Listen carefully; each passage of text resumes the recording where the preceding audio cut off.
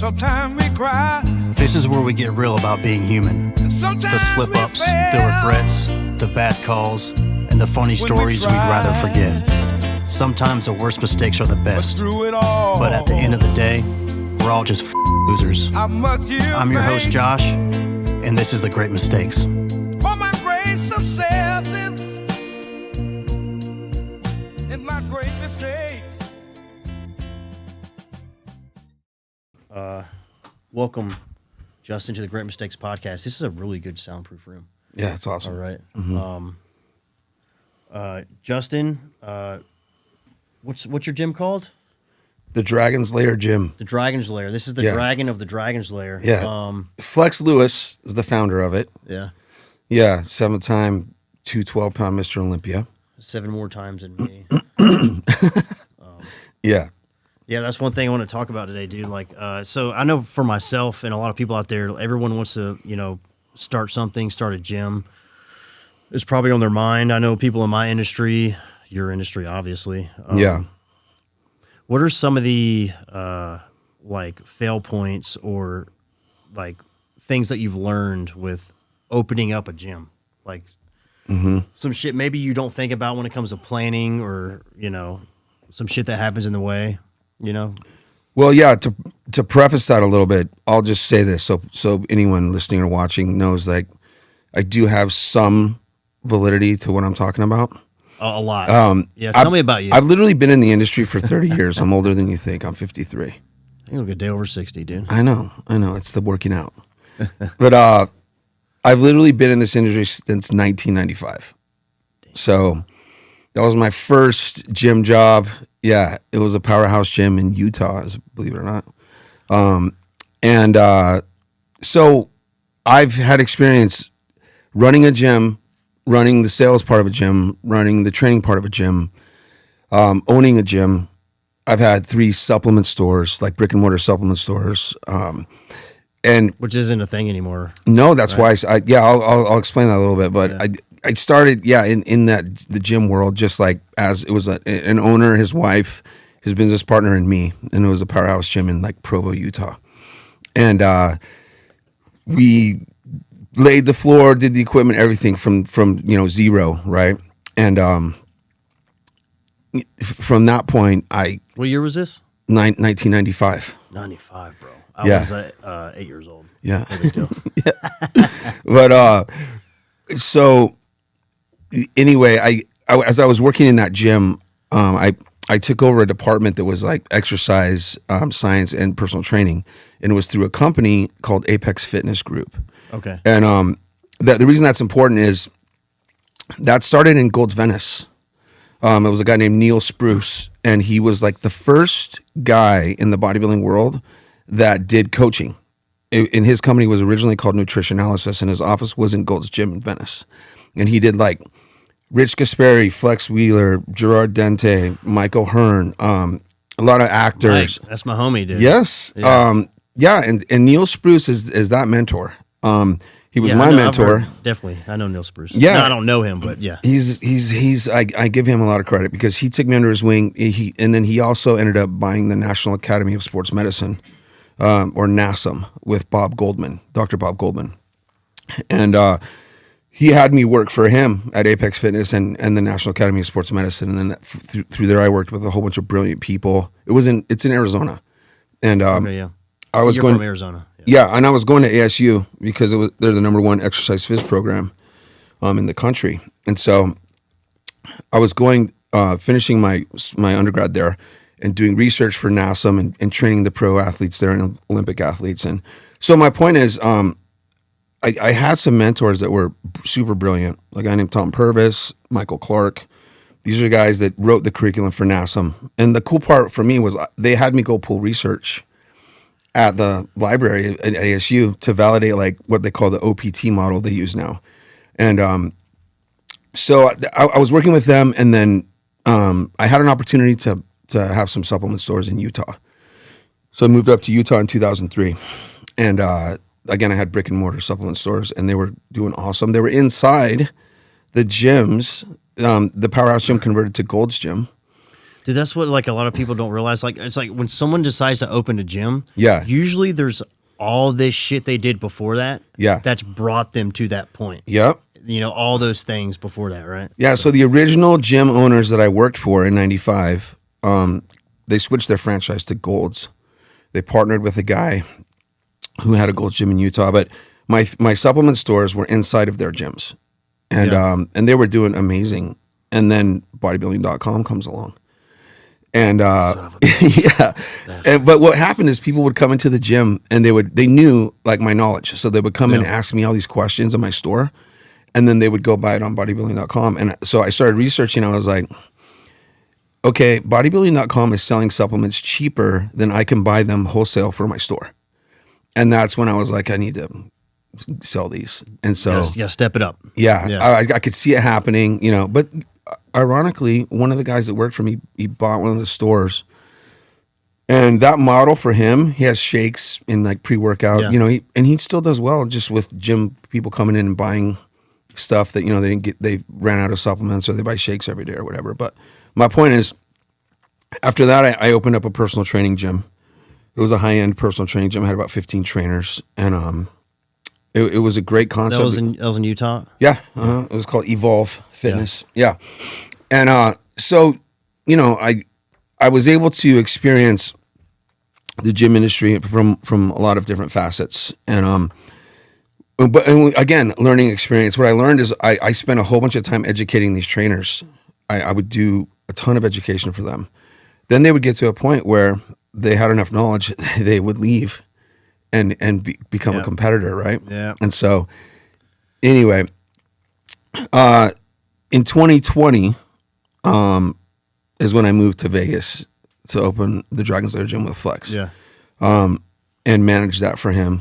And so he originally had a gym in Florida, right? correct. The original Dragon's Lair gym was private. Yeah. It was a lot of pro bodybuilders that are famous, you know, like Flex, or, you know, the current Mr. Olympia, or, you know, there's a lot of guys, right? Like even like Jay Cutler still, right? You go to a public gym and it becomes a free appearance is what it turns into. And they can't train, right? Yeah. They don't get anything done. And it's not anyone's fault because they love these guys and they want to take pics and talk to them and tell them how they're inspired by them. It makes them hard to train and do their job. Yeah, so they can't get their workout in. So the reason Flex made his gym, he was in Boca Raton, Florida. Yeah. He was having that problem because he was still competing, defending his title and stuff. So he made the Dragon's Lair gym for himself. It was sick, though. It was a really good-sized gym, private. And it became this place that pro bodybuilders would come and do like a camp. They would come to the Dragon's Lair for like their training camp for their shows, right? It became an exclusive thing, huh? Yep. Yeah. It was invite only. And people found out where it was. And they would like camp out and try to get in and stuff. Yeah, like people be waiting in the parking lot. Weirdos, dude. Yeah. So I'd anyway, probably do that.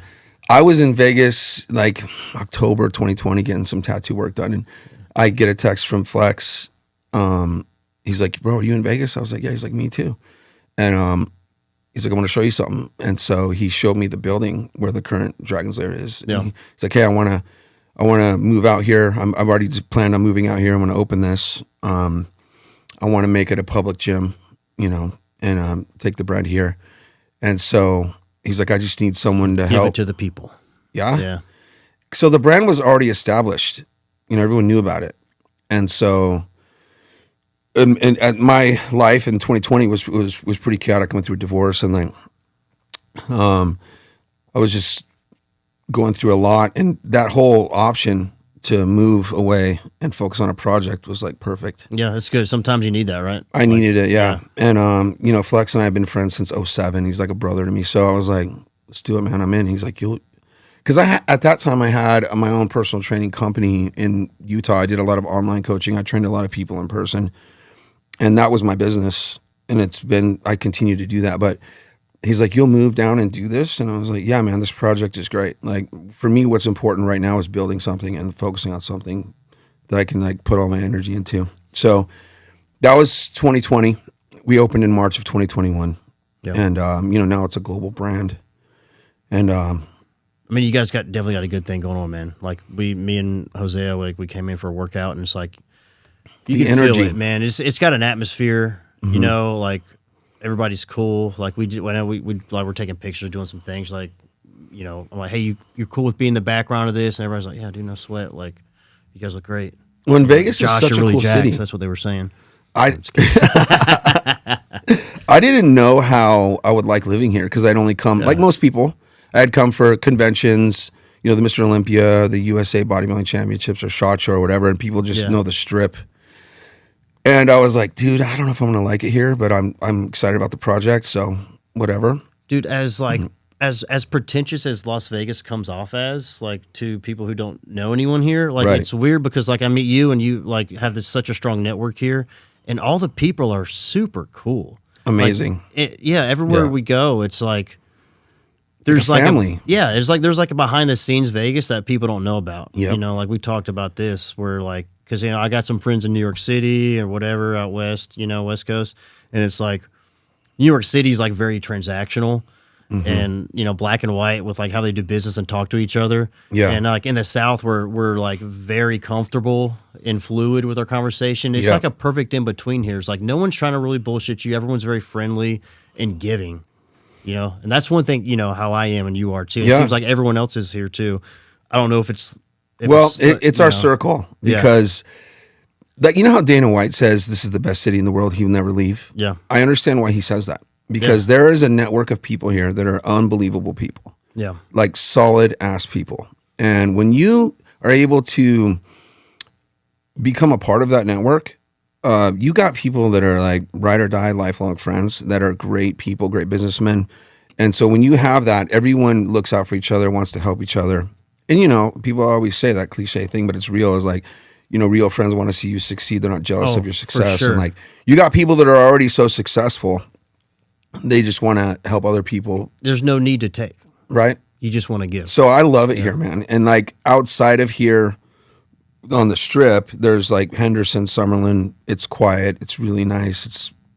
You can be in the strip in 15 minutes or you can be chill at home, and it's like a completely different world. So I think this is a really cool place to live. Yeah, dude, I love it, man. I've had a great weekend. Well, it's not even been a whole weekend, but yeah. You know. So, but to go back to your question, so I think one of the biggest mistakes people make when they're opening a gym is they don't understand the industry, and that's the biggest mistake people make in business. Period. Right? They have something they're passionate about, and they go and they open a gym, and they don't realize like, hey. It's not if you build it, they will come in the gym world now because it's pretty, like Vegas is very saturated. There's a ton of gyms here now. There's gyms everywhere. And like, since we opened, I think 7 or 8 gyms have opened here. And there's unbelievable gyms here. Right. But, my point is, so people just like have this dream, and I get like the concept, and it's important to like not have paralysis by analysis.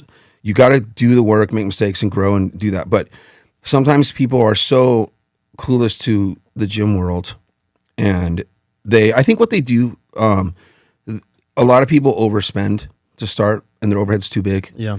I think when it comes to gyms, you need to start with the smallest space possible that you can make a profit with, and set your model that way. It would be better to have higher memberships and a really nice smaller gym, and then grow from that. Then make this massive thing, millions of dollars of equipment and all that. It's like buying shit just in case you think someone might need that. Yeah, it's way better to add pieces like as you can, like quarterly, and grow that way, and make your members extremely happy and create a culture and a brand that way. Grow on demand. Yes. Yeah. Yeah. Because, and then look, one of the reasons the Dragon's Lair gym was so successful is Flex Lewis. He already was a brand, right? Exactly. So. And then the Dragon's Lair was this mysterious thing. When the first day our phones got connected, they were on the floor in the concrete. There wasn't even a front desk. We were still building the gym. They were ringing constantly. So I started answering it just to see like who's calling. Yeah. People already knew the number, and they were like, hey, is this going to be a public gym? You know, and we're like, yeah. And they're like, when can I sign up? You know? And so that was a very critical factor in the success of the gym, because when it opened, everyone had already been waiting for it to open. Our pre-sale, we already sold a ton of memberships. So if someone wants to do a gym, they need to have either a partner or some kind of brand that's already known to attach it with. Or I don't know if they want a franchise, that's fine. Well, that goes for like really any business. Like if you're in business or you're doing something, like you are your brand, and like you have to sell yourself to the people.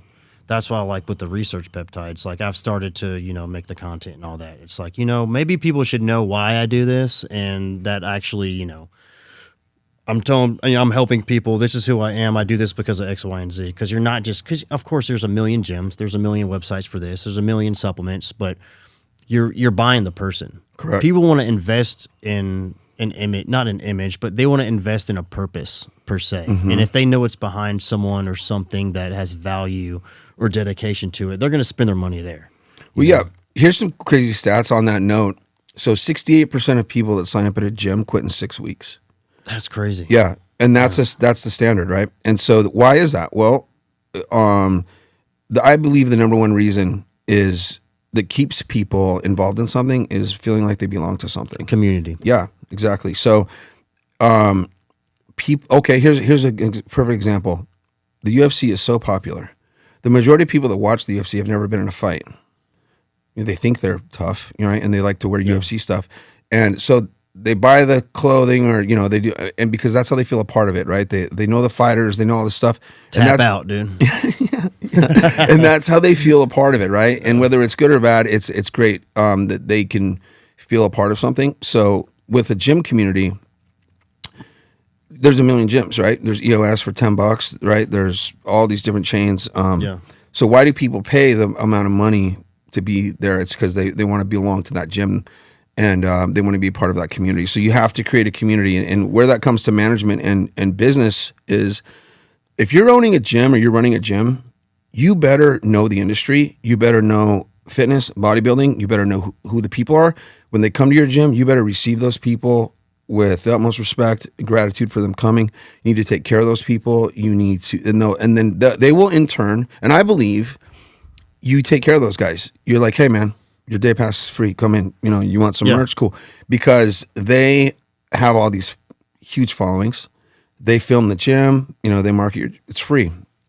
Yeah. Right. So the day pass, excuse me, or the merch you give them is just a marketing budget. Yeah. But it's exponential, right? So the more people you take care of and the more community you bring and the more people that are there, all the gym memberships are going to come because people want to be a part of that. So if someone's looking to open a gym and be a part of it, you're going to live there. You need to be there all the time. You need to be talking to the members because look, I think another mistake people make is they build a gym about what they want. And that might be good or bad. I don't know. But they need to find out what the members want. And they need to continuously ask their customer, hey, what do you guys want? What pieces do you want? And it doesn't really matter if that person understands why they want that piece of equipment or why the members want this or that or what they like. But they need to do that. And they need to keep doing those things quarterly. Oh, yeah. So you have to engage with your clients, right? Yes. And you got to have that feedback. That's like what keeps you from going somewhere else or what makes you go somewhere else. Right. Yeah. And so, and then they feel like you're actually listening to them, and you are, and you're doing things that they, their input is valued and taken into consideration.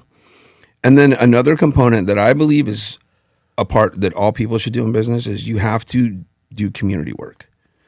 We have a huge, man. We have a huge relationship with Las Vegas Metro PD, and we shout out. Yes, don't pull me over. I was speeding this morning. But they are such an awesome group to work with. We've done toy drives, food drives, backpack drives. We do all these community events with them. And you got to do that stuff because you got to always give. And then, again, you create this entire contribution to the community outside of just gym memberships, right? You're a force in the community. And that's massive. And so my whole point is, you have to do this because you love it, but you have to do it because you want to love to help people. The whole reason I even got into this industry was my grandfather died when I was 13 from lifestyle-induced diabetes. Wow. And he was like my dad. And he was an attorney, very powerful attorney, no fitness, nothing, ate like shit, got diabetes. He died at 63. And I was like, this is completely unnecessary.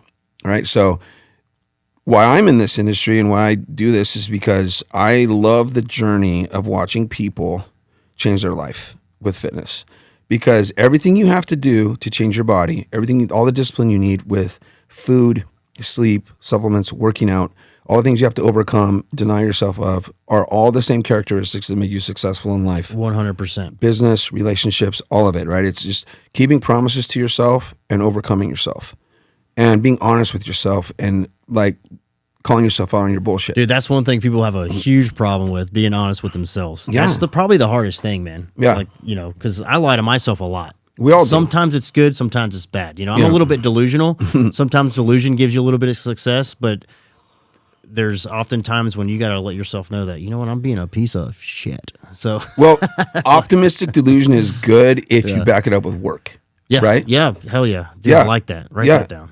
Yeah. It is like every person, as we know, like Elon Musk is probably the prime one, right? Yeah. Could be an alien, could be human, but he does stuff that he doesn't know how he's I'll going to do it. copy He an just does alien. it, right? Yeah. But he's optimistically delusional about what he wants to Should accomplish. we and then he just channel an just- alien right now? Yeah, we should we should have the woman that This is did the it here. alien. Yeah, we all here. But so yeah, I mean, hopefully those are some tidbits. And look, you have to also, one other thing with business in a gym, you have to have the right budget, you know. And look, it's a hard balancing act, because if you want quality employees, and in the gym world, you need to hire employees that love fitness in the gym. They know the industry. They want to be there. Yes, man. You don't want them to think they're going to work. No, they Yeah. need to be like, I am so glad to work at the Dragon Slayer gym, right? Oh, yeah. Like, this is my dream. And because that has to come from myself, and it has to trickle down to those people. Yeah. You got to hire those people, though. And so, Dude, there's nothing worse than going somewhere, anywhere, and then immediately the first person you see or talk to, you can already tell that they just don't want to fucking be at work. yeah, You know, you're like, you know what? Why don't you just quit your job? yeah. But like coming in the gym and coming into like certain places, like, and you go in and the first person you engage with, whether it be the hostess or whatever, like, and if like you can tell they're like they enjoy where they are, you've prefaced yourself mentally to like, you know what, this is going to be a good experience. Well, and that's what you got to create for the consumer or the customer. Yeah. Flex talks about this a lot. We talk about it. Like, you got to create like a Disneyland experience for the gym member. People come from all over the world all the time. They'll show up with their luggage at our front desk. They're like, hey, I just Literally came. did that. Yeah. They're Yeah. like, I just came from the airport, man. Yeah. Can I keep my luggage here? I wanted to, just before I even got to my hotel, I wanted to come here, you know? And so if someone's at the front desk being like, hey, you know, Yeah. then, and they create a shit experience right from the beginning, Yeah. it's terrible. But if they receive them and they're like, hey, where are you from? Welcome, you know, then, and they make that experience from the get-go great, then yeah, it's the experience you're creating. Well, it's a you know, I think an employee-employee relationship has to be transactional. Also, you got to want to be there, because if you don't want to be here, we don't want you. You know, and that goes for anything. Yeah, you know how you do that? You make your memberships expensive. Yeah, there you go. Yeah, like I just read something the other day from Alex Ramosi that, you know, people can say what they want, good or bad, about the guy. He is very successful. And what he said was, your greatest amount of problems are going to come from your clients that pay the least. So if you want $10 memberships, you're going to get $10 members. Yeah. You're going to get people that create problems. And that's a fact. The people that pay the most create the least problems. And Well, so people who look for cheap things, they probably live their life a certain way anyways. in a cheap way. Yeah, Right. they have a cheap mentality. right. So, Yeah. but if you create a value of your gym and the membership's expensive, then people are like, man, I'm paying a lot of money to go to this gym. I'm going to go, you know, Yeah. and I'm going to use it. And so I would rather have less members that pay a higher amount than a lot more members that pay a smaller membership. So yeah, and it, you know, we've had to kick out people that weren't, you know, they were a negative to the environment. You know, we had to remove their membership. So what about like coaching and stuff? Like, do you Let's talk about that. So, Yeah. do you feel a shift? Because I've noticed that, like online coaching, AI, you have all these things coming up to it makes it like coaching is really accessible, knowledge wise on the internet. Like, how do you feel a shift going away from like the in-person stuff, or is there some tactile thing you got to have when it comes to stuff like that?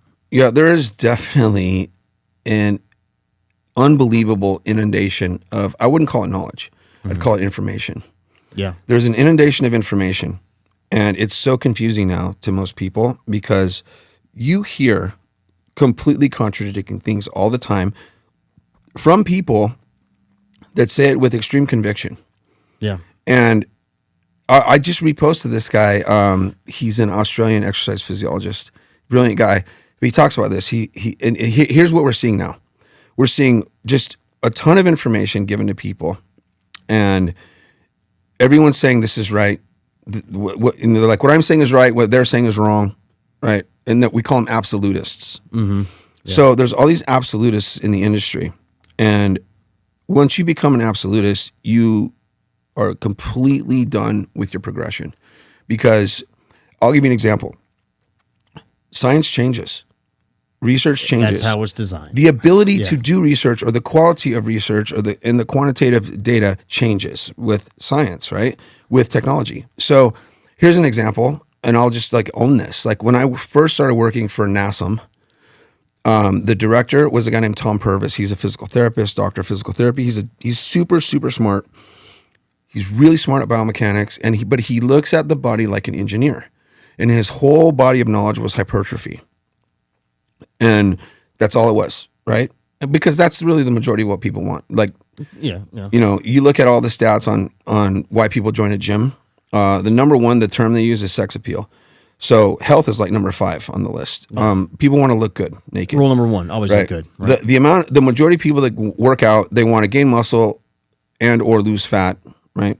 At some spectrum, that's gain what muscle, they want. Lose fat, everybody. Yeah. So anyway, at NASM, Apex Fitness, like that was the body of knowledge was how do you do that, right?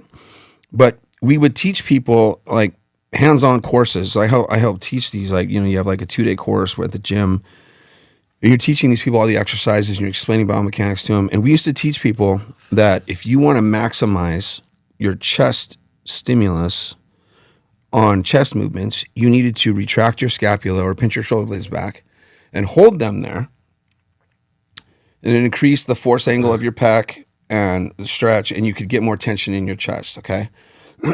And what people would notice is when they did that, and they did dumbbell presses or bench press or whatever, they were significantly weaker, right? And we would teach them, well, I can't do as much. Right. And okay, so anyway, what we've learned now is that there's something called scapulohumeral rhythm. And all that means is your shoulder blade and your humerus, The connection. they actually articulate together. Yeah.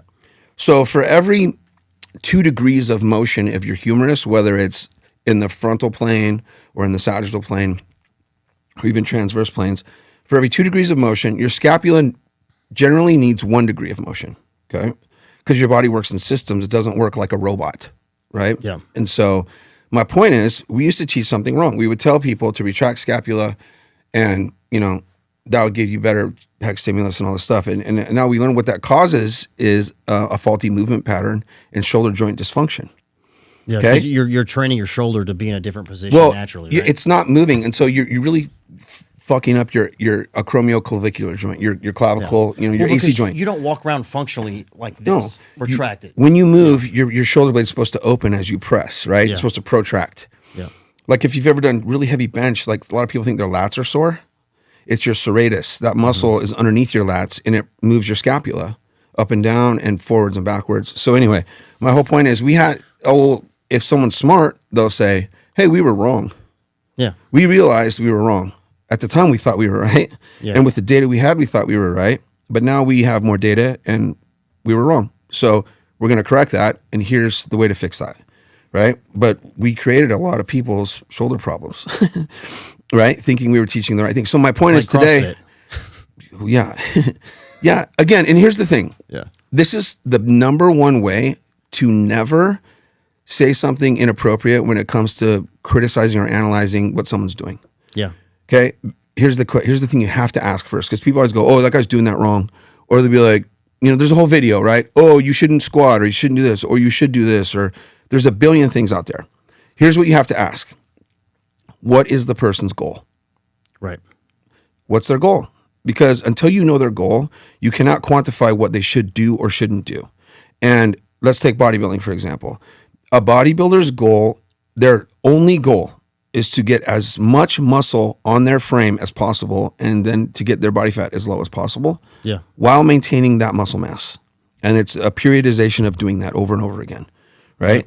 Okay, so bodybuilders suck at everything else but bodybuilding. Yep. They're not functional. They're not good. Like, bodybuilders always do this. It happens a lot. They're all big and jacked, right? And they think they're like superhuman, and they go race someone in the parking lot and blow out their hamstring, right? Because they were not training for speed and power. I raced and my explosive. dog and blew my hamstring out. Yeah. Or they rupture Achilles tendon playing basketball or whatever. And so it's like just screwing around, right? So my point is, it's a principle in physiology called the SAID principle, SAID. It's an acronym for specific adaptations to impose demands, right? And all that means is, whatever you do, your body will specifically adapt to that stimulus. Yep. So what do? You got to really know what your goal is, and then you should only do the things that help that goal. So does that mean someone's doing something right or wrong? No. Like, every sport taken to its extreme becomes unhealthy. Every single one. It becomes unhealthy for the body because you're taking it to the limits. It's not really... It's like supplementation, right? Right. Yeah, and that's a good segue into that. Yeah. Right? Is like, in our world today, what TRT did or has done is started to educate people on anabolic steroids. And it's really funny because anabolic steroids were never illegal in the United States until 1989. And Joe Biden actually passed a law that made them illegal in 1989. Thanks, Joe Biden. Yeah. But my point is that TRT is a euphemism for anabolic steroids. And there's like all these people that are like, oh yeah, I'm on TRT. There's a huge spectrum of TRT nowadays. Yeah. I've noticed. Yeah. But guys are like, yeah, I'm not taking steroids. I'm just on TRT. And I'm like, no, you're taking steroids. Testosterone is the anabolic steroid or sex hormone, right? That all anabolic steroids are synthesized from, right? So you're taking steroids. You're just taking from them a yam. Yeah. But my point is, in sports bodybuilding, and because anabolic steroids were made illegal, research on them stopped. Yep. Right. And so, but I remember at NASA in 1998, there's a company called Synagenics. They're out of Las Vegas. They were the first TRT company ever. And they were talking about growth hormone and testosterone replacement for men and women back then. And people were like, you guys are crazy, right? And Dr. Bob Goldman, luckily he had the vision to know. Yeah. He was the one that supported that, body of knowledge. But so it's good and bad because now people realize, like, they just took the black box warning. The FDA just removed the black box warning for testosterone because they know how beneficial it is now. And here's the factor, right? Just like we said, you can't really make a valid, intelligent statement about if someone's doing something right or wrong unless you know what their goal is. When it comes to anything, supplements, all these alarmists about, aspartame is super bad for you, or they're like steroids are bad for you. The dose is the poison, right? So I'll give you one example. Take too much vitamin C and kill yourself. Dude, we used to read the negative side effects, possible negative side effects of vitamin C without saying it was vitamin C when we would lecture. And it can cause like vaginal bleeding, all this crazy stuff, right? Yeah. And we're like, what do you think this is? Yeah, you can bleed out from your orifices with too much vitamin C. Yeah. Right. Yeah. And so we would list all these things and they'd be like, oh my God, what is this? Yeah. We're like, it's vitamin C. And they're like, what? I thought you just pee it out. And it's like, listen, the dose is the poison. So, or not, right? Or it's really beneficial. There's a doctor named Dr. Amen, Daniel Amen in LA. And he's a genius at brain scans and ADHD. But I call it when people buy into their own shit, right? They start buying into their own shit and they become absolutists and like fear mongers for clicks, right? And for clickbait and views.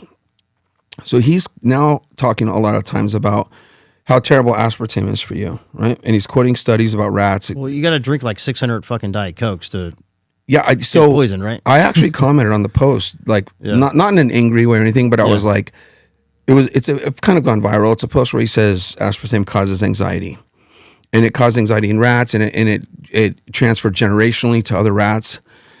And I was like, okay, a few questions, please. Provide a link to the study that you're talking about. How many kilograms or how many milligrams of aspartame per kilogram of body weight in these rats was administered? How did you measure anxiety in rats? Do they have a fucking rat therapist? Yeah, it's like how are you quantifying this? Most rats I've ever seen are fucking anxious as hell. There's all my rats are anxious. Yeah, I'm like, I've never seen a calm rat. But it's humorous, but it's like, okay, so you're taking some study where they literally gave them astronomical doses of aspartame. I actually did the math. You would have to drink about 24 Diet Cokes a day for months to have that amount of aspartame in your body. I drink like 3. I'm good. Yeah. So here's my point. Like all the real like randomized controlled human trials, Lane Norton always uses that term, right? Yeah. He's like randomized control. Love it. Love that guy. But he's brilliant because he's like real. He's like all the studies actually done on humans at the dose we consume shows absolutely nothing. And then you have people, they're like, oh, I take it and it bothers me. And then I'm like, cool, don't take it. Cool. Maybe that's just you. Yeah, I'm like, okay, we are all very different, right? We all have different, physiologies to some degree, right? We're sensitive to things we're not. Some people aren't. I'm like, but so my point is, there's all this information out there that people don't know what to do, right? So what's very important is you have people that are educated like Lane Norton or like Dr. Trevor Bachmeyer. He's a guy that is a doctor. And he has one lung. He overcame cancer, and he's a brilliant peptide guy and anabolic research guy. I looked at some of his videos last night, and I'm like, and he explains that's next level. Yeah, and the cool thing about him on his posts, if you comment at the end of it, he'll say comment. What it's usually on the topic he's talking about. Comment here, and I'll send you the research. And it's cool. I did it. I commented. He sent me a link to the studies he was talking about. And the particular studies I wanted to learn about is he was talking about nicotine and cancer, apoptosis, killing cancer cells, and its effects and things like that. Another dose dependent thing, right? Yeah. And it's like so there's a great need for proper information and knowledge, not just this plethora of bullshit that's out there that's designed to get people to watch the video or buy the product or, buy the program or whatever, right? And so I think the best way someone can contribute in our industry now is be honest with people. And when you don't know, say we don't know. It's okay. It's like, hey, we don't know. We don't really know. But or if someone ever asks you a question, right? Like if someone asks me a question about something and they're like, have you heard of this or that? And I'll be like, no, but I'm going to research it. Yeah, I'll get back right? to you. Yeah, and then I'll go do it, right? Because no one knows everything. So I know this one thing, like it's pretty big in the Army, like for like an NCO, like if you're in a leadership position and, one of your junior persons comes to you and they're like, hey, Sergeant or Sir, question. You say, you know what? I don't know, but I'm going to get the answer for you. And that should be everyone's response to anything when it comes into knowledge. Right? Yeah. Yeah. Yeah. And so getting to the steroid thing, right? TRT and like the acceptance of anabolic steroids now has done good and bad because now you have. Now it's cool. Yeah. And okay. And you have really young kids now who shouldn't be taking anabolics. Because the whole point, look, of TRT and all this stuff is for people as they age to maintain hormone levels that are youthful. Yep. So someone who's youthful, 18-year-old, if they're I'll be honest. If you need it. Correct. Yeah. Most 18-year-olds today, as we know, their testosterone is way lower than a few decades ago. And that's a whole nother everyone thinks they know why, all this stuff, right? That's a whole other level of voodoo. Right. There, Your underwear, your this or that, Yeah. you know, you have cotton underwear and all the endocrine disruptors and all the shit. Yeah. It could be all that. It could be that. It could also be that no one moves anymore, and movement creates endocrine stimulus, right? No one works out, no one moves. But, movement, circadian rhythm. right. Yeah. But anyway, my shit. point is you have now this wild west of steroid use, right? And TRT too. It's, like everyone throws that out. Like everyone fucking It's needs it. become a joke because like even bodybuilders are like, oh, right now I'm just on TRT, and it's like, oh yeah, well, What's your TRT? Yeah. 400 milligrams a week is not TRT, Yeah. brother. Well, and it's interesting because some people yeah. on 400 milligrams a week, their testosterone numbers are around 12 to 1400. Yeah, but why is that? Yeah, it's a great question because you got to delve into, okay, like what's converting to estrogen, what is their sex hormone binding globulin levels, right? How is it bound and all this stuff. But there was a pretty cool study done not too long ago, and I don't know, maybe we can get the link and put it in the YouTube or whatever. But Yeah. TRT doctors were asking patients anecdotally how they felt, and they weren't telling them Using how subjective data to drive. Yeah. and they weren't telling them how much their testosterone levels were. They were just asking them how they felt, and they were upping the dosage until they gave them answers of like what we want, right? They're like, oh, I feel amazing. I got energy. My libido's high. I can tell I'm getting stronger. I'm getting leaner. Okay, so where do you think the range of total testosterone fell in those patients that said they felt optimal? Optimal? Yeah. Where was their testosterone? That's probably over 1,000. 1,400 to 2,000. Yeah. Now, The best I felt, I remember I was in a clinic, mom and pop test clinic, where you know how it is. You go there and you're paying for TRT, right? And I remember I went back one time, and this, NP, this nurse practitioner's like, I got my blood work done, and I may have injected a bit more than I was supposed to. Who knows? But I remember feeling great. My fat was like, I just felt really good, and it was that level. But she chewed me out. She's right, like, it's too high. You're at 1,600. I'm like, damn. Well, I feel really good. My markers are good. Like everything else seems fine. My blood pressure's fine. Like, what's the deal? You Right. know? Yeah. And so, this is all new, right? Again, and you got these doctors, they're trying to prevent liability, right? They're trying to mitigate liability. So they always err on the side of like caution. Like they start guys on like, half of an ml a week, and like natural testicular testosterone production is 200 milligrams roughly a week. So they're giving them less than that exogenously. So their natural's And then they shutting dump down. it. Yeah. So there's all this like bullshit stuff going on, right? Now there's quite a few people coming out that are like giving real data on this, and the bottom line is, if you're going to do this stuff, and we'll get into the bodybuilding thing right now, you got to have labs done. You got to know which labs to have done. Maybe this is another podcast we do, because there's really 7 different labs you need to get, and if all of those markers are good, you're good. Like you're good, Right. So that you have your test levels, but there's so many other things, and you Yeah. For example, cholesterol. Okay. Yeah. There's a documentary called The Prescription Thugs. I recommend you watch it because it talks about the statin drug epidemic and how drug companies, insurance companies, and doctors all got together and lowered what healthy cholesterol was to 100, and that creates extremely sick people. Your endocrine system, your immune system functions off of gotta have cholesterol that. around 200 to 250. You got to have it. And they say that's high, right? And it's not. Now, obviously, you need the right HDL, LDL balance, and And there's so many more ways, so many different types of cholesterol to test and sizes of them. yeah. And how they here's the move. answer on that one. It's called ApoB. Yep. If your ApoB levels are awesome, then your cholesterol levels are fine. Now, can you increase HDL more or whatever? Yeah, those are kind of nuances, but there's underlying markers you can test for that will tell you whether you're good or not, you're healthy.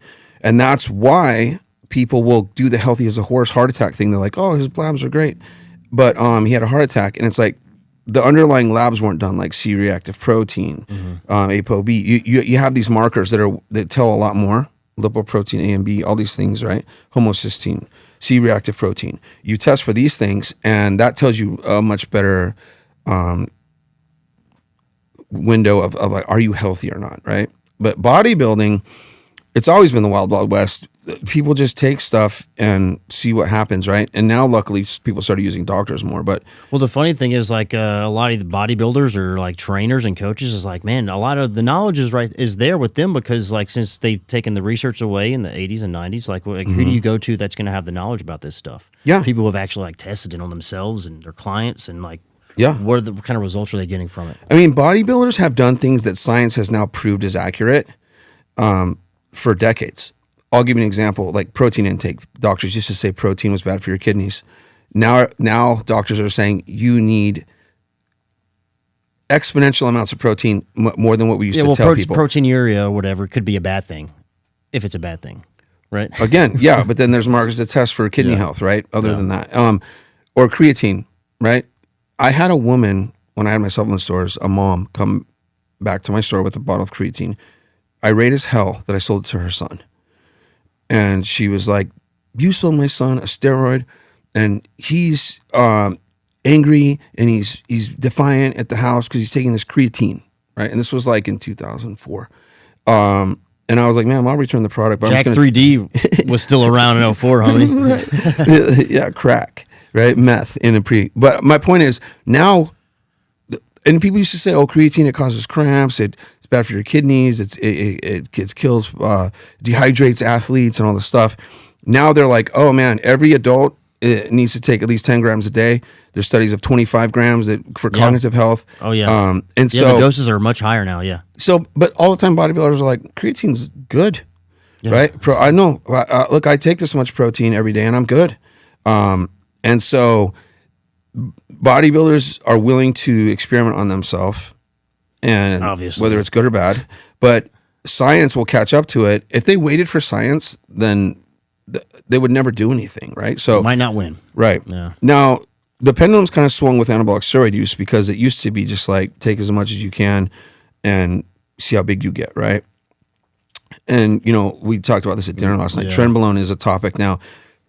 Because of TikTok and like guys like the Trend Twins. Twins. It's a funny, cool thing, Trend Twins, those kids. And Trend has almost become like this huge word for steroids, right? Yeah, they're like Budweiser. You want Trend? Yeah. I'm on Trend. All right. Yeah. Right. Well, Trenbolone, it comes from Finiplex, which is, cow pellets. Right? They give it to cattle for muscle growth. Yeah. And then the human form was called Parabolin. It was in ampules. It was in, in Europe and other countries. But my point is, guys used to take, 700 milligrams a week or more of Tren. And so there's a huge amount of side effects for it. It's a very harsh drug, very hard on your blood pressure, kidneys, vagus nerve, your adrenal system. Like it causes a lot of problems. It's a serious compound, right? And so now people are talking about taking 10 milligrams a day, or 10 milligrams a few times a week, or at the most, 60 to 70 milligrams in a week, and having benefit without all these negative side effects. Same with testosterone, and dosing of testosterone.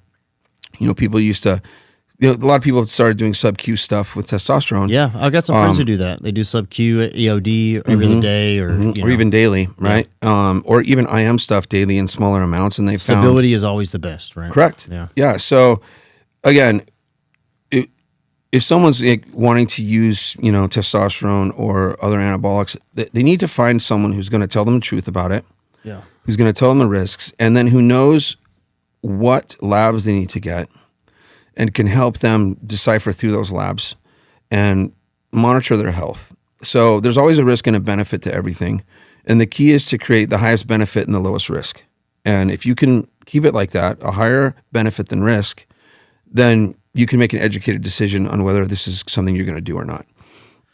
But there's no good and bad, right? There's really not. It's all opinion, right? Well, and a lot of, which I'm not a doctor. I don't have a PhD, but I'm a medic, and I've been in this business for a while and consulted people, and people ask me about shit all the time, because I've kind of been a go-to guy for knowledge, right? Right. And everyone, whenever they talk about Tren or all these some anabolics, I'm like, well, first of all, why do you want to take it? Right. Do you have a bodybuilding competition that you must win? Do you have a job that depends on your whatever performance it is?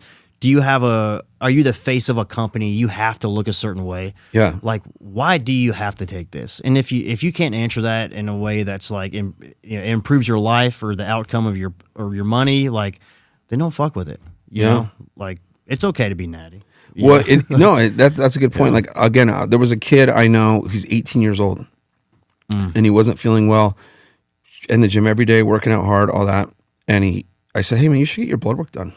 Yeah. And I'm like, normally I wouldn't say that to a kid. Yeah, like, but you're experiencing some stuff. It sounds like your testosterone's low, dude. His testosterone was extremely low, like below 200. That's wild. Yeah, and so he got a prescription for TRT. You know, he's working with a doctor, and he feels, and his body has changed significantly, but he feels good, right? So then I've also worked with guys in their 50s or even 60s that had testosterone naturally around 900.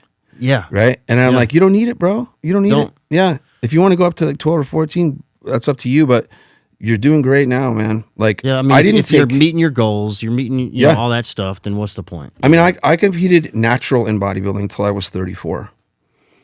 And it wasn't like, oh, I'm natty, blah, blah, blah. You know, people thought I was on gear anyway. Yeah. And I was like, cool, thanks for the compliment. You know, and I wasn't like gigantic, but I was winning shows natural. And then when I was 34, I felt like shit. I got my blood work done and my testosterone was 97. Damn. And so yeah, then I've been on it, you know, since then. But so it's all individual. I mean, I'll be honest. Like, I think I started TRT a little early, age wise, and probably, you know, symptomology wise, you know. But I made my decision based on my lifestyle, and I'm like, okay, well, you know what? I know I work my fucking ass off. My sleep schedule is always shit. I travel too much.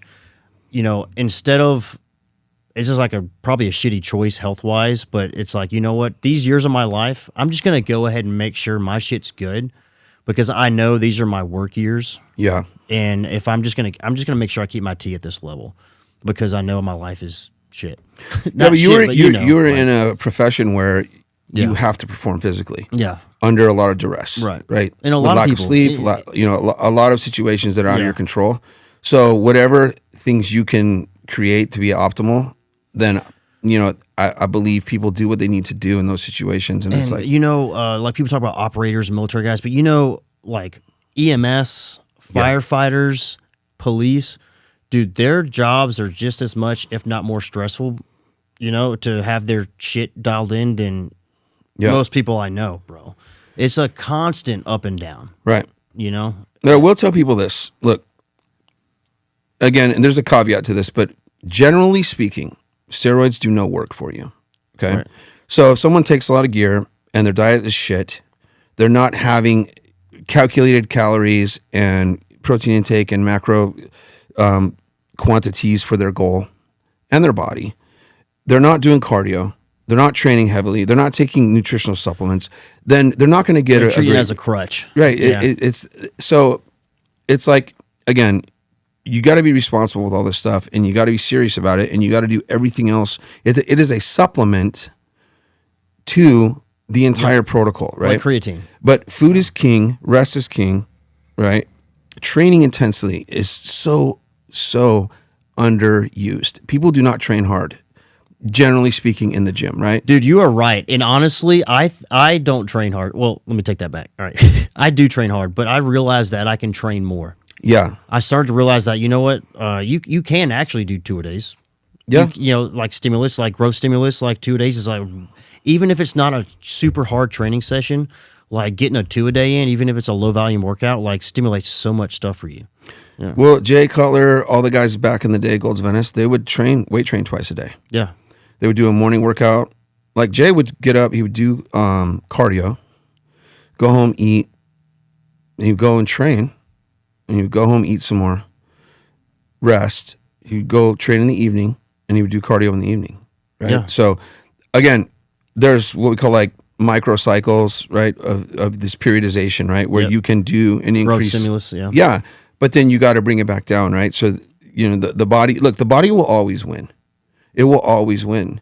And so what'll happen is if you push it too hard for too long, it'll break down, right? But if you don't train intensely enough. Most people have way more in the tank, like you said. Yeah. And in the gym, and again, our phones distract us a ton in the gym now. People, their workouts are not as intense and focused and concentrated as they should be to get the goals and results they want. And so you look at pro bodybuilders in the gym, man, they're not on their phones. No, that's work, baby. And they're not filming their shit Yeah. themselves.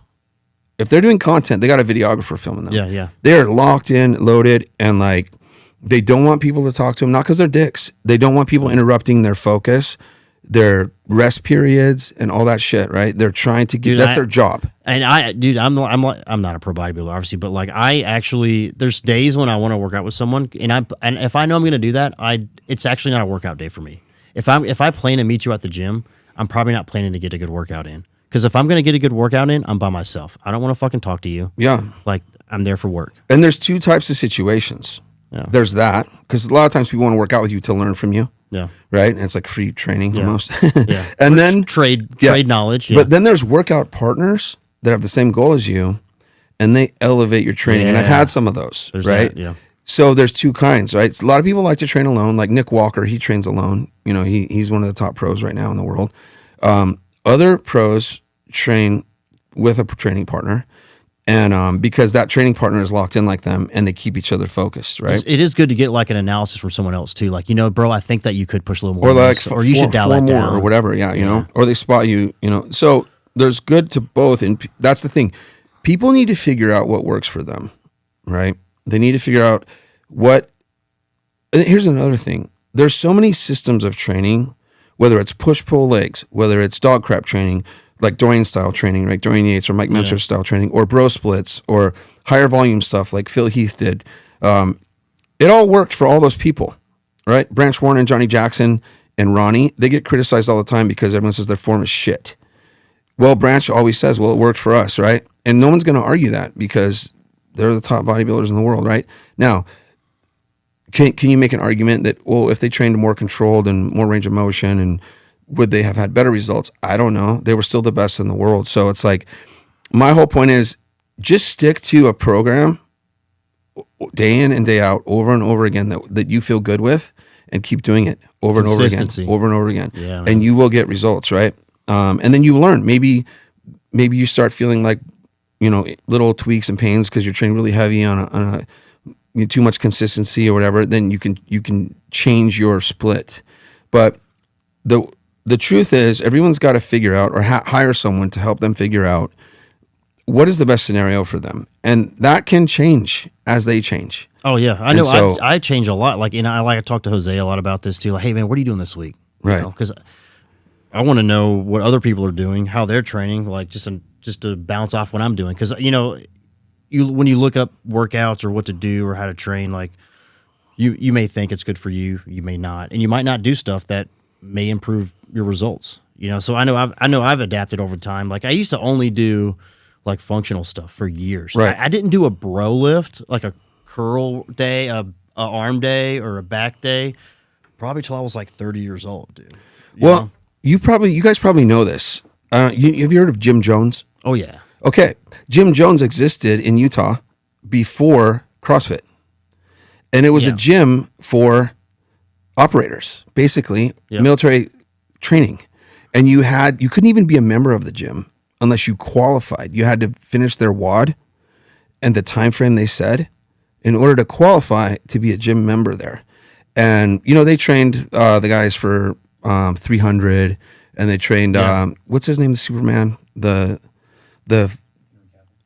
trained him. But my point is most operators and EMS guys and things like that, they train in that fashion because they have to be powerful, It's specific. strong. They have to have a lot of anaerobic endurance. They have to train to anaerobic threshold, and they have to do so. Their cardio has to be really high anaerobically. They have to be functionally strong, multiplanar strong, power, explosion, speed. All right. Again, that's their goal. So that is more complementary to their goal. And you take a bodybuilder or someone that has fitness goals, that type of training will not elicit the optimal change in body composition. Now, you do have genetic freaks that whatever they do, they look lean and jacked. Case in point. No, but those overlap too, though. That's what a lot of people don't realize. Is like, oh, we have a bodybuilding community, we have a functional fitness community. Like those can actually intertwine to help each other out. They can. Like, if you're doing like functional fitness, like you develop weak points. If you do only bodybuilding or bro lifts, you're going to develop weak points, and you have to switch them up every now and then, or have a day in the week where like you're programming, you can optimize it. Here's how I program it with bodybuilders. And I learned this from a guy named Gary Gray. Gary Gray is a physical therapist. He is a genius, man. He invented, the true stretch, the cage. No. It's in a lot of gyms. It's a cage. It's usually in the corner. It has all these bars. 600 positions. Yes. Yeah. He invented that. Okay. He also invented in physical therapy this thing called the BAPS board. It's a ankle and foot rehabilitation module. He invented a frontal plane Stairmaster, where you're pushing sideways in the frontal plane, which is way more functional than in the sagittal plane. Yeah. He's a genius. I've gotten a lot of his courses, and I love the guy. But anyway, he taught me that, because he even created a whole bunch of workouts for SEAL teams. And I was at one of his courses, and I was like, hey, I'm competing in bodybuilding. Like, how do I implement this functional stuff, though, relative to my goals? And he's like, oh, for you, it's your warm-up. He's like, your warm-up is a multiplanar functional thing. Turns on your nervous system, gets muscles ready to fire. Because engagement, dynamic flexibility turns on the nervous system and excites muscles. Static stretching inhibits muscles. So if you're trying it's a switch. Yeah, so if you're trying to do something functionally and multiplanar and get your body ready to train hard as a bodybuilder, you don't want a static stretch, because that inhibits and relaxes muscles. So dynamic multiplanar stuff would be a warm-up for a bodybuilder.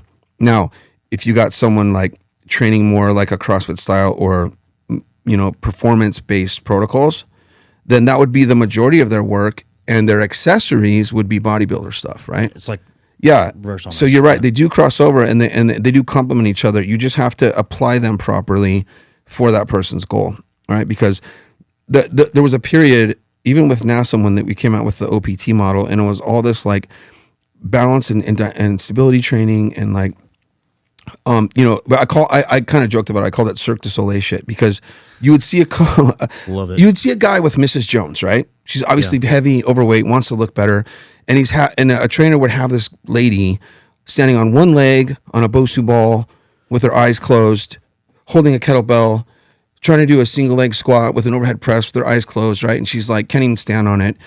And it's frustrating, and she feels like an idiot, right? And it's like, they've been told that's what those people have to do. Yeah, right? and it's like, dude, this woman never even moves. Yeah. Put her in a machine that's stable and helps her have some success, and let her work her muscles and her body and get some metabolic activity going.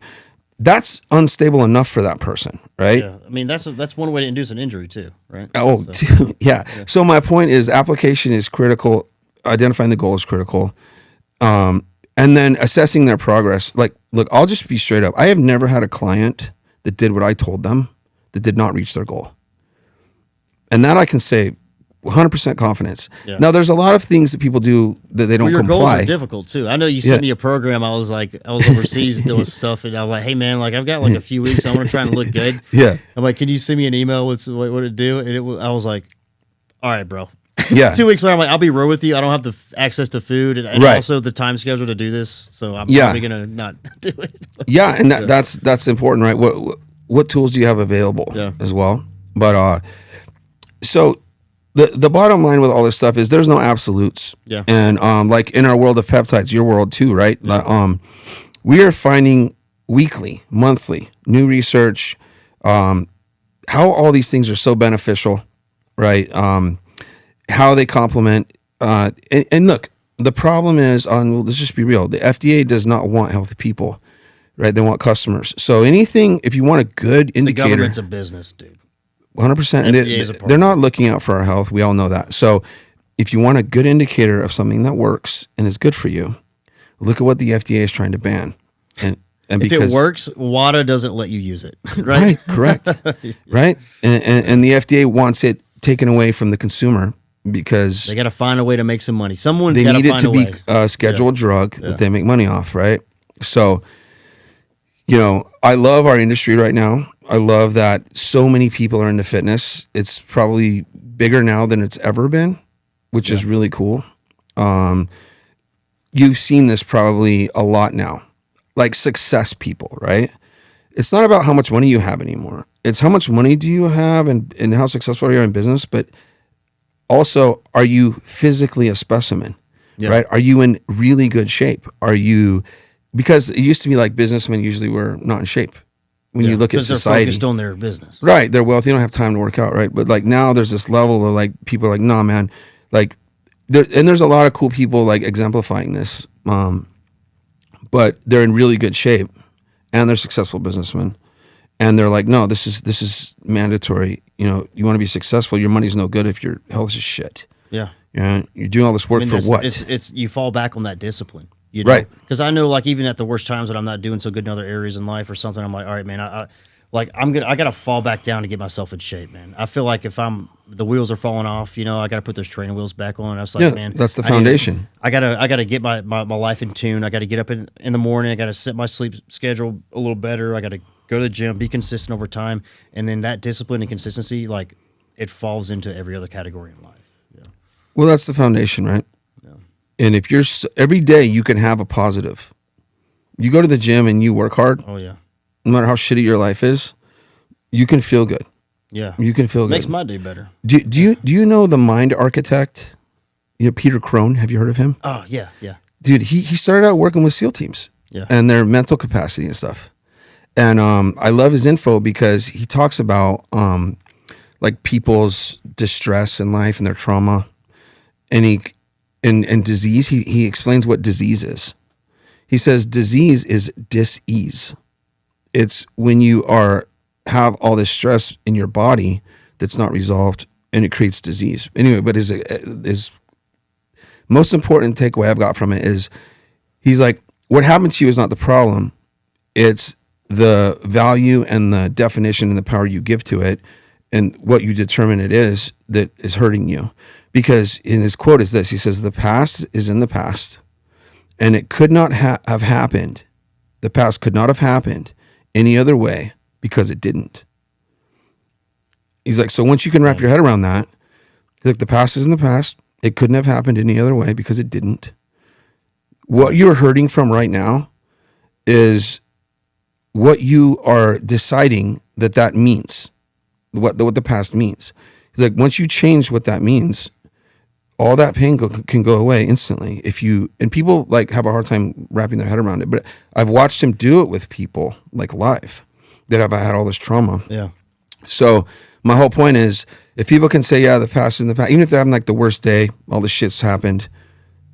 If you go and you just like, okay, and you say that to yourself, like the past is in the past, I can't change it, right? Every day is a new day, cool. literally. Yeah, but it's like today, I'm gonna go and do what I can. I'm gonna go exercise. I'm gonna do breath work. I'm gonna do some things positive for myself. That's all I can control.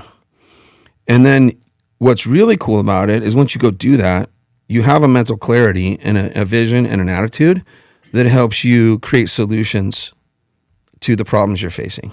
Yeah. Versus stressing about it. Movement. Yeah. Movement's medicine. That's, yeah, man. That's truth, man. Yeah. I know, like, I like to tell people, like, when it comes to, like, time and scheduling, and we all get busy, man. I know I do, you know, doing all the shit, all the bullshit and travel and all this. We all get busy, but, like, I always say this, and I try to do the same thing, is I plan my day around my workout. I don't plan my workout around my day. Yeah. And that's always a good way to live, because it's like, okay, I have 4 things to do tomorrow on my schedule. The first thing is the gym. Everything else will fall into place better. Like if you always plan it around that, your baseline will always be there. You'll never be out of shape, and you know you won't get distracted. You know, so yeah.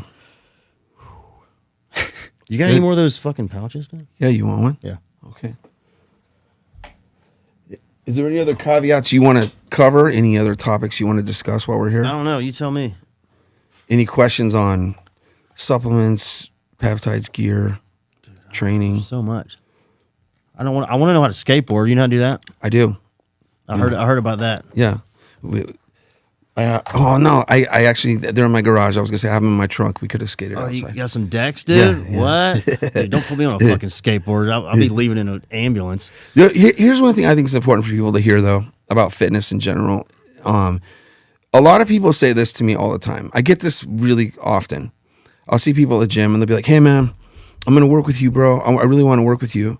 I need to get in better shape though to start working with you." And it's like, what did you just say?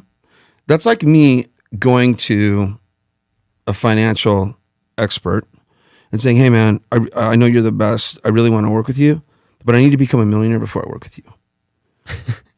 And it's like, the guy's going to be like, "What?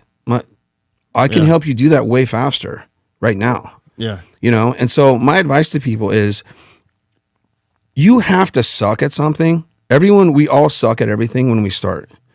And that's what keeps people from doing great things is they're afraid to look stupid. They're embarrassed to look stupid, right? That's a very big fear of our nature, right? Like people don't like to public speak because they're afraid to look dumb in front of people. The more people cannot give a shit Oh man, about what everyone else thinks. that's a great trait, brother. Yeah, if they just don't care and they're like, I'm willing to suck but I want the right information right away so I can get the quickest results and get to my goal as fast as possible. Because look, the people that say that to me, you know, they are out of shape or whatever. They're not in good shape. And they're like, yeah, I need to get in shape before I work with you. And it's like, that will never happen then. Yeah. Because you're how old? It's never happened. You're looking for a time to start. You're not So starting. like whatever someone wants to do, find the best mentor possible and just know you're going to suck at first and laugh at yourself, enjoy it. It's fucking funny. And that's how you learn and just be willing to suck and enjoy the process and not take yourself seriously. And then you just do it every day. And soon you're going to be really good at it. And you'll look back and you'll be like, damn, man, I can't believe how far I've come.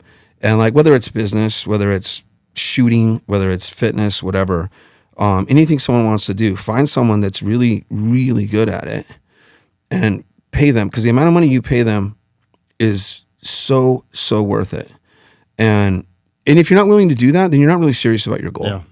You're serious about talking about it and it makes you feel good. You know, Dr. Huberman's dopamine studies on that. He's like, it's a big problem now. People like to talk about what they're going to do because that gives them some dopamine, telling people what their plans are. And the people think, oh, that's awesome. You know, and it prevents them from actually taking action because they have some reward first, talking about it. And then never do it. No. Yeah. So I like to tell people, man, dude, don't talk about it. Yeah. Even my girlfriend just competed for her first time in bodybuilding. She did a wellness category. And everyone likes to post oh, I'm starting my this or that. I'm going to do the show, blah, blah, blah. I'm like, hey, don't do that. Don't talk about it. Yeah. Because just do it. And people will start asking you what you're doing or what's going on because they'll see the results, right? And it's like, don't talk about it. That's the flex. Yeah. Yeah. And it's way more powerful. Or say someone's going to start a business. Loose lips sink ships, man. I'm telling you, don't tell people what your business plans are. They might steal them. They might sabotage you. You might not know that they're trying to do something you're doing. Don't say a damn word, man. Do your thing. Once it's going to open or it's launching or whatever and it's done. It's a race, dude. You can be like, hey, I did a thing. Yeah. I want you to check this out. Yeah, I've realized that. If I mention to someone I'm doing something, I start to notice they might start to do that shit too. Yeah. And little do I know, this person's racing me right now, and I don't even fucking know it, you know? And I'm like, God damn, I didn't know we were competition. Chill out, brother. But you got to avoid, people have to avoid the addiction of talking about what they're going to do and feeling good about that because it robs them of the reward of work. Yep. And so the more people can just do work and not need validation from the and you got to lose on the way. Social media and all that shit. You got to lose. You got to lose on the way, man. It sounds... It's the only way you grow and win. It sounds kind of cliche, man, but I tell my kid, man, he wrestles a lot and he loses a lot. He wins some too, right? You know, there's wins and losses, blah, blah, blah. But, I kind of like losing. You know what I mean? You always learn something from it. You know, it gives you a good reset and it keeps you humble, you know? Because if you just win everything in life and you you run into no conflict. Like, what's the fucking lesson in that? And the wins don't feel the same. I'd rather lose which I've lost a lot in life. And I'd rather have that and those lessons, because whenever I win, it's you don't get arrogant about it. It feels a certain way, and you look to the next win, right? So. Well, I try to take good things from all people, even if I don't even like. I believe a really good sign of maturity is even someone you might not like could teach you some valuable things, right? And here's my point: Jocko Willink, right? People love or hate him, whatever. I don't know the guy personally. Yeah. I got no dog in the fight either way, right? But I have a video I saved of him. He talks about the word good. Have you seen that video? Yeah, good. I love that one. Yeah. Yeah. So, okay, that is one of the most powerful things I've ever watched about being able to say good, like when shit goes really wrong.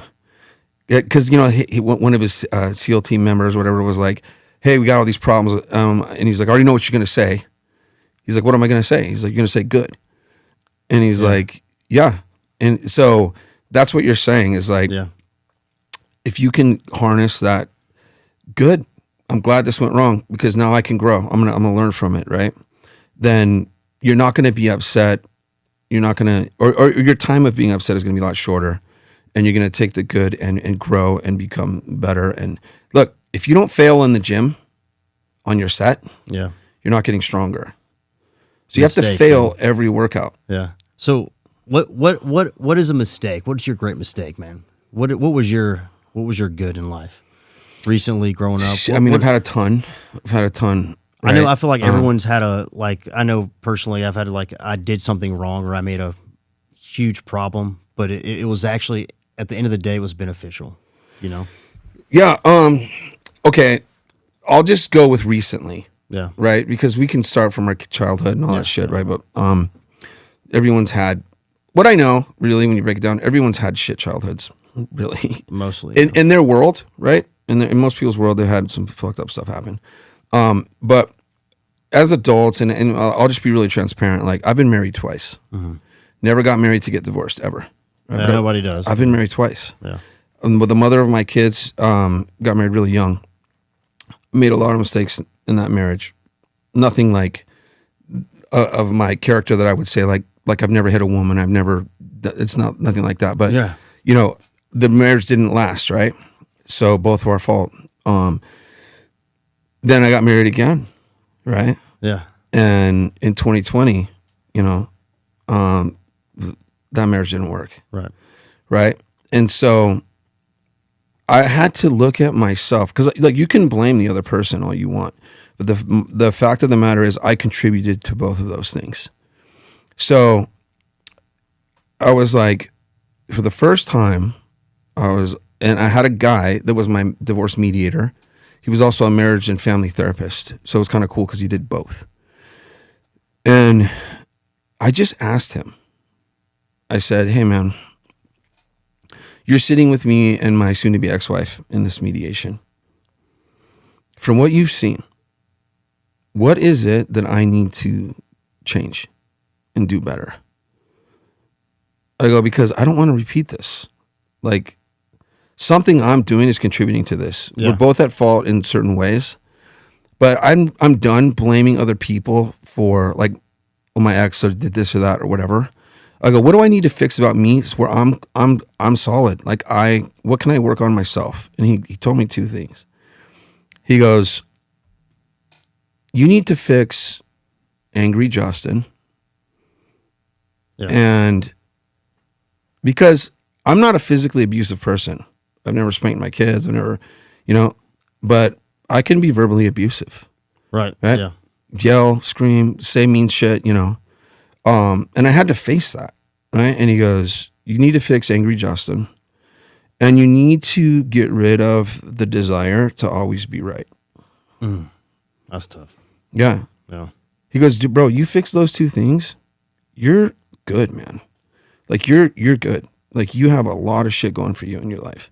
You got to fix angry Justin, and you need to stop always trying to be right. Because when you look at someone else, if you looked at their perspective, you might be wrong, and they might be right. Yeah. Right. You think you're right, but you're only looking from your selfish side, right? So that was a big wake up call for me. And I learned and did a ton of work. And this guy really helped me read a lot of cool material, do a lot of cool things. I really got into gratitude work. Johnny Primo actually was the guy that helped me with that. Yeah. He helped me during that time, man. I was a really dark time in my life. And I did gratitude exercises before bed and right when I woke up. I did a lot of cool breath work stuff. But I read a lot of things about not letting my emotions control me. Feeling emotions, but not letting them dictate my actions. And that led me to become a much better businessman, a much better coach, a much better friend, a much better partner now to my girlfriend. Because every relationship I have, anyone has, is going to have things happen, whether it's friendship, marriage, business, it's going to have things happen in it that you could justify ending the relationship. Yeah. So if you want to keep having relationships end, then keep doing that shit. But you have to learn, and I had to learn how to look at myself, apologize for what I was doing wrong, and fix it, and own that. And the more I do that, and the more I listen to the other person and do those things, whether it's business, clients, my girlfriend, my marriage, whatever it is in the future, I'll be much more successful. And so that was a great mistake I made probably throughout my whole life up until that point. Yeah. I think we all do. I mean, I know for men in general, like impulsiveness emotionally, decision making, whether it be good or bad, is like something we all struggle with. So like, I know I have to like talk to myself or talk to my homies or, my old lady or whatever, and be like, okay, maybe does this make sense? Because even sometimes, even if I think it's the most logical, correct thing to do and I need to pull the trigger on something, a lot of times I'm like, maybe let me just test this out, ask someone else, or, let me stop and think. Well, we need to have friends around us. Yeah. Guys need guy friends that will tell them the truth. Oh yeah. And that will be like, no, dude, you're fucking up right here. This isn't right. Like, and I had a situation like that recently in my relationship with my girlfriend. And we were at odds about some stuff, and it was pretty, bigger than normal. And I asked 3 friends that I really trust. I didn't paint any picture, to my advantage or nothing. I presented a scenario to them, and they all gave me the same feedback. And the feedback, what I understood was I was probably reading way more into it than I should have. And it helped me have the direction to go and talk to her and have a really productive conversation and own my component to it and fix it. And in the past, I wouldn't have done that. So guys, we have emotion, and we have a lot of really deep, we feel very deeply. Oh yeah. Right. But we know this, like if you go and you unload on a female, they're going to lose respect for you because you're not strong or safe.